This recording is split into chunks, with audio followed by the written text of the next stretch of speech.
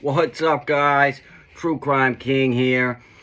For those of you that are new, I give my opinions and my reactions to anything true crime related. I'm just your average guy, you know. I don't think you have to have some qualification to, you know, have an opinion on anything true crime related, you know, or to be able to make good quality content, you know. You can just be an average guy like me, you know. So if you're a fan of true crime, hit that subscribe button, that notification bell, and don't forget that like button, as Pamela always says. And thanks for helping me out. I appreciate you guys. Now on to the video. What's up, guys? True Crime King back. Alright, I'm going to do another video on why DM, I guess everybody's calling this roommate now. Dylan didn't call, you know, the police again. Long Crime just made another video, you know, talking about it. So I'm going to react to it and see what they say. So here we go. Maximum penalty for this offense, if you were to plead guilty or be found guilty, is death or imprisonment for life. Do you understand? Yes. It's a true crime story captivating the nation after 4 University of Idaho students were brutally murdered last year. Since suspected murderer BRYAN KOHBERGER appeared in Latah County, Idaho court on Thursday, we're learning more about the case. But there are still many unanswered questions. Why did the surviving roommates wait almost 8 hours after the murders to call 911? 8 hours. I'm still not going to get over that. Why did the killer spare the life of Kaylee Gonzalez's dog? And perhaps most important, why were the lives of 2 roommates spared? We take a deep dive into those questions and more. Deep dive, guys. Deep dive. Well, people do different things under stress. And while it's detailed in the affidavit that she saw these things, we don't know that he saw anything.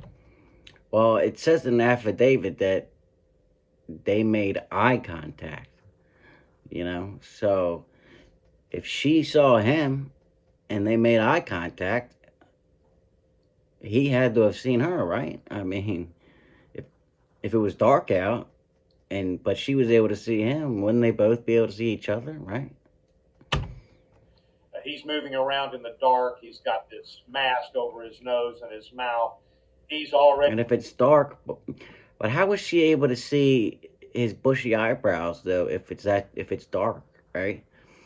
Even if the mask, you know, it is just covering his eyes and his mouth and his nose, you know, but it's dark. How are you gonna be able to tell that he has bushy eyebrows? You know, I mean, they're not that bushy. You know, it's not like they're, you know, sticking out to here. Already done what he's going to do, or he's on his... See, I mean, look at his eyebrows. They're not, you know, it's not like they're that bushy. Way to do it. He's already focused on where he's headed. Let's start with the basics. Why would the murderer spare the lives of 2 roommates in the off-campus home? Good question. According to KOHBERGER's probable cause affidavit, a roommate referred to as DM says she saw a figure, quote, clad in black clothing and mask that covered the person's mouth and nose walking toward her. She told authorities she was in the, quote, frozen in shock phase as the killer walked past. So he was walking toward her and then walked past her, but they made eye contact. After that, DM locked herself in her bedroom. While appearing on Long Crime... Then she locked herself in the bed. Why didn't she text anybody? Or, you know, at least.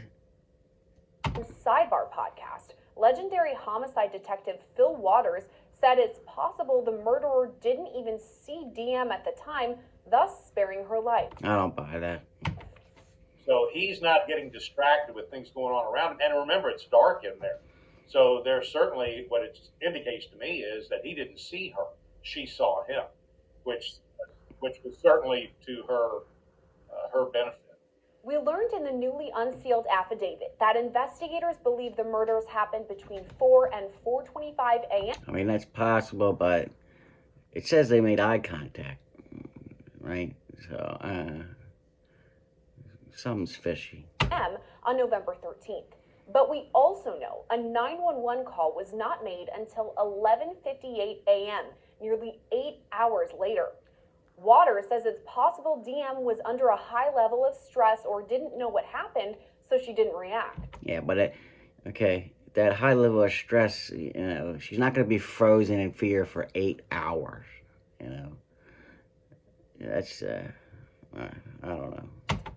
She locked the door and she was away from it, and then she saw the guy leave. So maybe she thought at that point, he's gone. I'm locked in and we're done here, not having any idea what had actually happened. Both surviving roommates have received a lot of flack for the length it took to call 911, but it's... You guys believe that? I mean, you really think she saw this guy in all black with a mask that walk out at 4 in the morning, and there was crying and shit, and then she thought everything was fine and just went to sleep? It's also important to consider they could have been in a state of shock, intoxicated, or even both. In the initial days of the investigation, though, Idaho... Okay, yeah, they were probably intoxicated, but they weren't intoxicated enough they remember all this shit, right? They remember everything, so they couldn't have been that drunk. Idaho police said the 911 call would not be released as it was part of the ongoing investigation. But yeah, I would love to hear that 911 call. Just days before Kohberger was arrested, Moscow Police Chief James Fry hinted that it could soon be released. I think it'll be released when the prosecution believes that we can release that. That may be a trial. That may be before then. Yeah, that 911 call will tell a lot. Call is made public, we'll be sure to circle back with that information. But for now, let's take a look at the layout of the home. What's important to note is that DM's bedroom was on the second floor, just feet from where Xana Kernodle and Ethan Chapin were stabbed to death. Speaking to Sidebar podcast host Jesse Weber. Okay, here's her bedroom. Okay, here's the other bedroom. Let's keep going. Before Kohberger's arrest, YouTuber and retired crime scene reconstructionist Johnny Law broke down the layout of the home. Well, we know if you're looking at the sketch in 2B that's probably more than likely Xana's room. Okay, but look, he's got to come up these stairs. I mean, this bedroom is right here. Why did he go all... Okay, I guess there's stairs here too. But if you come up these stairs, right, you're going to be still looking right at this bedroom, no matter what stairs. That's where she stayed, where Ethan probably would have been staying with her on November 13th. That means, according to the sketch, DM was staying in room 2A at the time. She told investigators she opened her bedroom door 3 times the morning of the murders. Once when she heard what she believed to be Kaylee Gonzalez's dog on the 3rd floor. Gonzalez's ex-boyfriend, Jack DeCur, told investigators he shared the dog named Murphy with her. According to court documents, Murphy was found unharmed in Gonzalez's room on the 3rd floor when investigators arrived. Now, some online trial watchers... Obviously, she thinks something's wrong if she's opening her door 3 fucking times, right? ...have since connected this with suspect BRYAN Kohberger's vegan diet. As Law and Crime has reported, the Latah County Jail is working to accommodate Kohberger's vegan diet, which is known widely as a lifestyle choice made by animal activists. I don't think they should accommodate anything for this dude. So could the murderer's love of animals have kept Murphy safe? According to roommate DM, around the same time that she heard noises from the dog, she heard Gonzalez say something to the effect of, quote, "There's someone here." According to the affidavit, nearby security camera... Yeah, so Kaylee knew someone was in the house before she was stabbed. Footage picks up repeated sounds of a dog barking at about 4:17 a.m. After that, Diem says she heard a male voice say something like, quote, "It's okay, I'm going to help you," to who she believed was Kernodle. The next time Diem opened her door, she saw the suspect, who she described as a man with bushy eyebrows. Since his arrest, many... Okay, there he is, right? So imagine he's got a mask on. I mean, I don't know. It's dark. How you gonna? I wouldn't just really describe them as bushy, you know. Many have noted Kohberger's eyebrows, saying they matched Diem's description of the murder suspect. Unless you see him in the light, you know. Not if it was dark. It's important to note, though, Kohberger is suspected of the murderers, but has not yet been convicted of the crime, nor has he pleaded guilty. And while the release of the affidavit finally gives us the surviving roommate's perspective from the night of the murders, it's not the first time we're hearing from them. Only identified through the initials DM and BF in that. You know, when it's dark and if you got a mask on, I mean, it's gonna cast a little shadow. You're not gonna really be able to tell exactly. And why is she focusing so much on the eyebrows? I would be focusing on the big ass knife in his fucking hand, you know? Affidavit, surviving roommates Dylan Mortensen and Bethany Funk spoke out at a memorial service for the victims prior to Kohberger's arrest. A pastor read letters from both Mortensen and Funk. To my 4 best friends who deserve to live a long, happy life, my life was greatly impacted to have known these 4 beautiful people. My people who changed my life in so many ways and made me so happy. Though an arrest has been made and the affidavit released, there are still many unanswered questions in this high-profile case. Was there a motive in the quadruple slaying?